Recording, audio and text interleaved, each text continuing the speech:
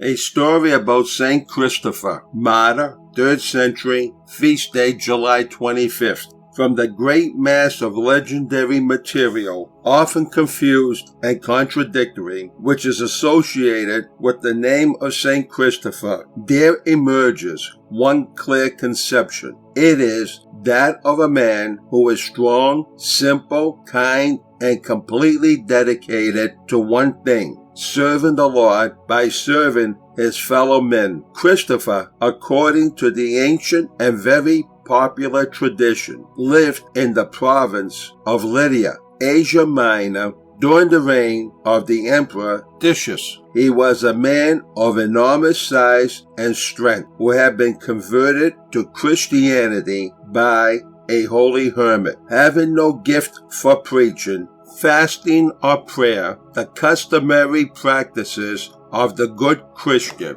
he searched for some other way of showing his love of God. An inspiration came to him. He went to a certain stream whose current was so dangerous that travelers were often swept away while trying to cross it. Near a ford, Christopher built a hut for shelter. He stationed himself on the bank and carried across all who came, a sort of human ferry. After he had been laboring in this way for some time, a little child appeared one day and asked to be carried. Christopher lifted the child in his great arms, placed him on his shoulder, and started across, staff in hand. At every step, the load grew more burdensome, and Christopher came near losing his balance in the rushing water. On reaching the other bank, he put the boy down, saying, "Child, thou hast put me in dire peril, and hast weighed so heavily on me that if I had borne the whole weight of the world upon my shoulders, it could not have burdened me more heavily." The boy answered, "Wonder not, Christopher, for not only hast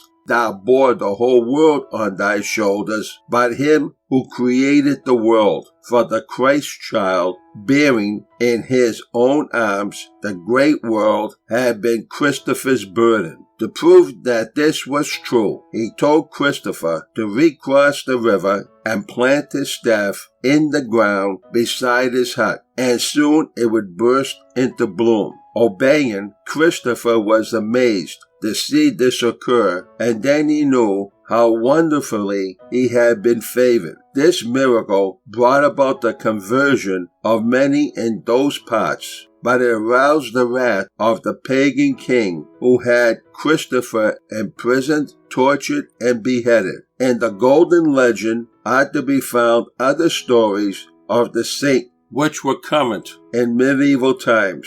Christopher is loved and honored in the churches both of the East and the West. In addition to being the patron and protector of all travelers, he is also invoked against storms and sudden death. In art, Christopher is usually shown with his emblem, the Christ child, a tree in bloom, a torrent. The great artists Albert Dürer and Antonio Paolillo are among those who have portrayed him in the act for which he is best known. For more stories, please visit our website, www.pamphletstoinspire.com.